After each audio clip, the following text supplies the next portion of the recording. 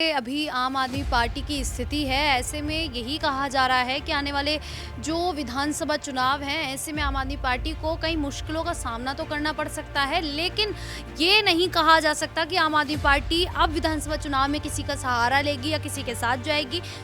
दिल्ली में जिस तरीके से अब आगामी वक्त में विधानसभा के चुनाव होने वाले हैं, तमाम पार्टी संगठन की मजबूती का जो सवाल है वो भी कहीं ना कहीं एक महत्वपूर्ण सवाल खड़ा हो जाता है, क्योंकि यहाँ पर न सिर्फ अरविंद केजरीवाल बल्कि तमाम वो नेता, वो मंत्री, वो विधायक शामिल हैं जिनके ऊपर बड़े बड़े केस यहाँ पर चल रहे हैं और कहीं ना कहीं उनकी जो एक सदस्यता है वो भी खतरे में दिखाई दे रही, चाहे विधानसभा की बात करें या फिर यहाँ पर पार्टी संगठन में जिस तरीके की जो खबरें सामने आ रही हैं वो अरविंद केजरीवाल के राजनीतिक परिणाम के अनुकूल नहीं है।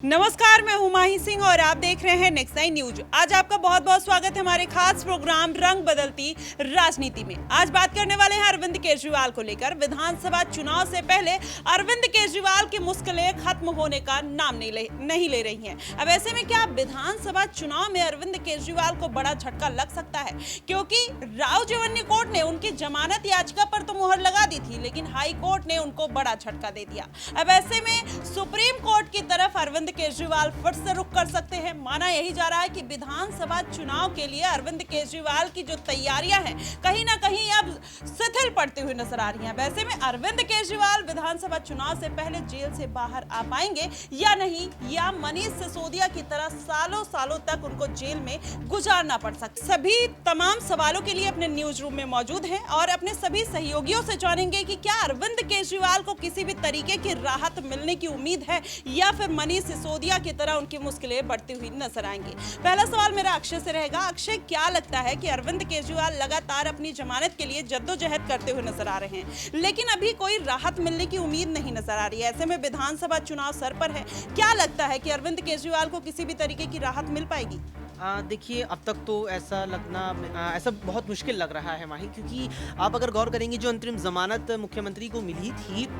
उसमें कहीं ना कहीं मजबूत आधार लोकसभा चुनाव बने थे। कोर्ट का स्टेटमेंट भी रहा था ये कि कोई खेत की फसल नहीं है चुनाव जो 6 महीने में फिर से लौट करके आ जाएंगे। चुनाव हैं, लोकतंत्र का पर्व है, 5 साल में आते हैं, 5 साल बाद आए हैं और ऐसे में यहाँ एक पार्टी के प्रमुख होने के नाते कहीं ना कहीं उन्हें अधिकार है कि वो अपनी पार्टी के लिए चुनावों में हर प्रकार से कोशिश करे कि उनकी पार्टी चुनावों में बेहतर कर पाए। और यही कारण था कि 1 जून तक अरविंद केजरीवाल को अंतरिम जमानत दे दी गई थी, लेकिन अगले ही दिनों ने सरेंडर करने का भी आदेश दिया गया था और उन्होंने किया भी था। तो अब अगर आप यहाँ पर देखेंगे जो उसके बाद जो तमाम सुनवाइयां सर्वोच्च अदालत की बात हो, चाहे यहाँ पर दिल्ली हाई कोर्ट हो या फिर राव जवेनी कोर्ट हो, कुल मिलाकर के अरविंद केजरीवाल को राहत मिलती नजर नहीं आई है। और अब एक और चीज यहाँ पर है, हालांकि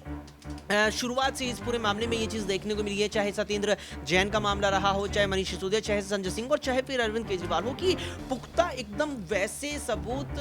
ईडी या सीबीआई अब तक पेश नहीं कर पाई है जो यहाँ आरोपी बनाए गए हैं उनके खिलाफ, जो सीधे तौर पर उन्हें इस मामले में शामिल दिखाए, जो सीधे सबूत इस बात की ओर इशारा करे कि हाँ वाकई में शराब नीति के नाम पर घोटाला हुआ है और उस घोटाले में बड़े स्तर पर यहाँ पैसों की हेरफेर दिल्ली सरकार और आम आदमी पार्टी के नेताओं ने की है। इससे पुख्ता सबूत अभी तक पेश नहीं कर पाए हैं। हालांकि एक और चीज यहाँ पर हाल के दिनों में हुई है, जिस प्रकार से जो रिमांड है यहाँ पर मुख्यमंत्री अरविंद केजरीवाल की, वो सीबीआई के हाथों में भी अब चली गई है। यहाँ से अब आप देख सकते हैं कि मामला और ज्यादा पेचीदा हो सकता है, क्योंकि यहाँ पर अब मुझे मनीष सिसोदिया का मामला जहन में आता है। 25 फरवरी की वो तारीख थी बीते साल की, जब मनीष सिसोदिया की यहाँ गिरफ्तारी सीबीआई के द्वारा की जाती है और उसके बाद मार्च के पहले हफ्ते में ईडी को जो उनकी हिरासत है वो स्थानांतरित कर दी जाती है, यानी कि मनीष सिसोदिया पर ईडी सीबीआई अब संयुक्त रूप से जांच करते हैं। इससे जो उनकी मुश्किलें हैं वो और ज्यादा बढ़ जाती है और कहीं ना कहीं ये एक मजबूत कारण बना है जिसके चलते अब तक उन्हें जमानत नहीं मिल पाई।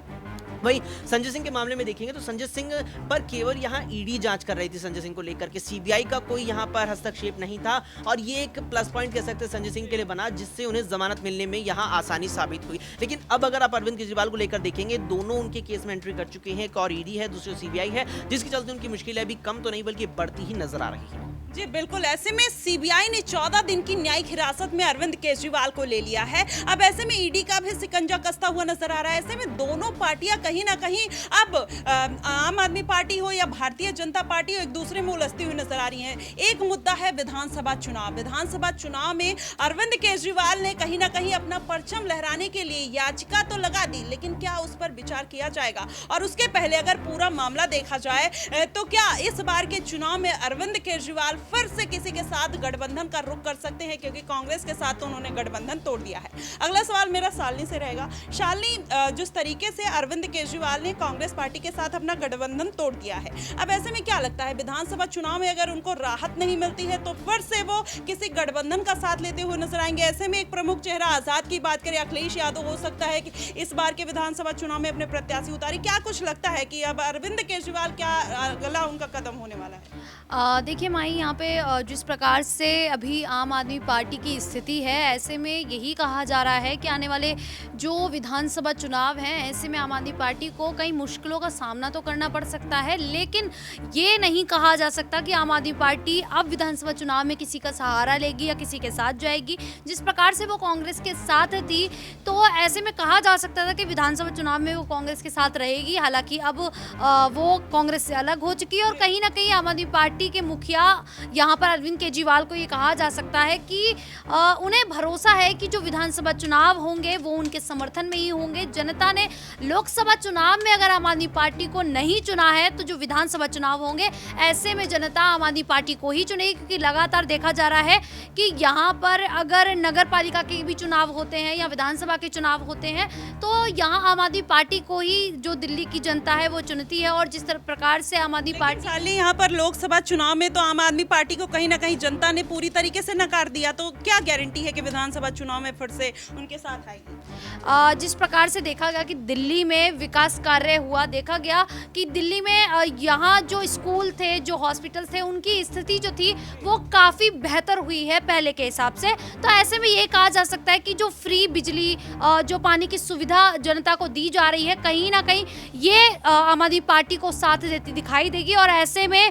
यहाँ जनता एक बार फिर से विधानसभा चुनाव में आम आदमी पार्टी को चुन सकती है। हालांकि जो नतीजे लोकसभा चुनाव में रहे हैं उसको देखते हुए ये भी कहा जा सकता है कि शायद इस बार विधानसभा चुनाव में भी कुछ बदलाव देखने को मिल सकता है और यहाँ आम आदमी पार्टी का पत्ता साफ भी हो सकता है, क्योंकि यहाँ पर बड़े चेहरे जो आम आदमी पार्टी के हैं, जैसे अगर हम बात करें मनीष सिसोदिया की, यहाँ पर अरविंद सत्येंद्र जैन की, अरविंद केजरीवाल जो मुखिया है वो अभी जेल में है। तो यहाँ क्या कुछ हो सकता है ये तो आने वाला समय ही बताएगा। जी बिल्कुल, ऐसे में लोकसभा चुनाव में कहीं ना कहीं आम आदमी पार्टी को बड़ा झटका तो लग जाता है, लेकिन क्या विधानसभा चुनाव के लिए अब आम आदमी पार्टी पूरी तरीके से तैयार है या फिर से विधानसभा चुनाव में एक बार किसी के साथ गठबंधन का सहारा आम आदमी पार्टी को लेना पड़ सकता है? लेकिन उसके साथ ये भी बड़ा सवाल खड़ा होता है, जो पार्टी भ्रष्टाचार के लिए खड़ी हुई थी, जो भ्रष्टाचार के कहीं ना कहीं एक उसके अपोजिशन में खड़ी हुई थी, आज वही पार्टी भ्रष्टाचार में फंसती हुई नजर आ रही है। अगला सवाल मेरा दिनेश से रहेगा।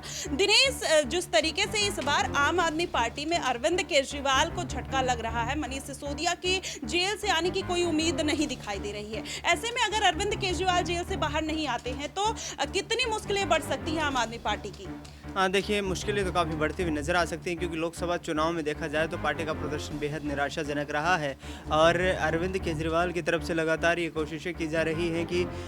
दिल्ली में जिस तरीके से अब आगामी वक्त में विधानसभा के चुनाव होने वाले हैं, तमाम पार्टी संगठन की मजबूती का जो सवाल है वो भी कहीं ना कहीं एक महत्वपूर्ण सवाल खड़ा हो जाता है, क्योंकि यहाँ पर न सिर्फ अरविंद केजरीवाल बल्कि तमाम वो नेता, वो मंत्री, वो विधायक शामिल हैं जिनके ऊपर बड़े बड़े केस यहाँ पर चल रहे हैं और कहीं ना कहीं उनकी जो एक सदस्यता है वो भी खतरे में दिखाई दे रही, चाहे विधानसभा की बात करें या फिर यहाँ पर पार्टी संगठन में जिस तरीके की जो खबरें सामने आ रही हैं वो अरविंद केजरीवाल के राजनीतिक परिणाम के अनुकूल नहीं है। लेकिन 2025 में ये विधानसभा का चुनाव होने वाला है और अरविंद केजरीवाल कहीं ना कहीं अब अपनी सियासी ज़मीन को तैयार करने के लिए खुद पार्टी का नेतृत्व करना चाहते हैं लगातार, इसीलिए उनकी तरफ से जो है कोर्ट का दरवाज़ा खटखटाया जा रहा है, बार बार तमाम सबूतों की मांग की जा रही है ईडी से, और ईडी जो मांग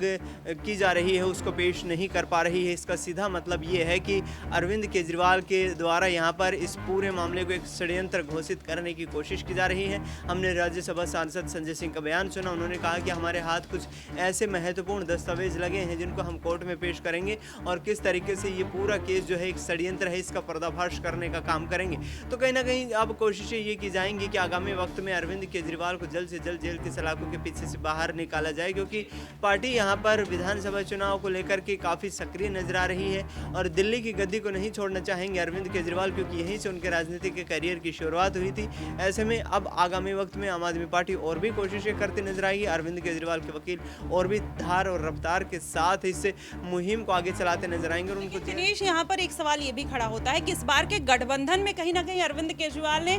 राहुल गांधी को दरकिनार कर दिया है। अब क्या फिर से अखिलेश यादव अगर दिल्ली की तरफ रुख करते हैं, मायावती या चंद्रशेखर आजाद करते हैं, तो अगर आम आदमी पार्टी कमजोर होती है तो इनका सहारा लेते हुए नजर आ सकती है? देखिए, राजनीति में तमाम संभावनाएं हमेशा जीवंत रहती हैं और इसका उदाहरण हमने कई बार देखा है कि जब बड़े बड़े राजनीतिक दल संख्या बल ना मौजूद होने के कारण विश्वास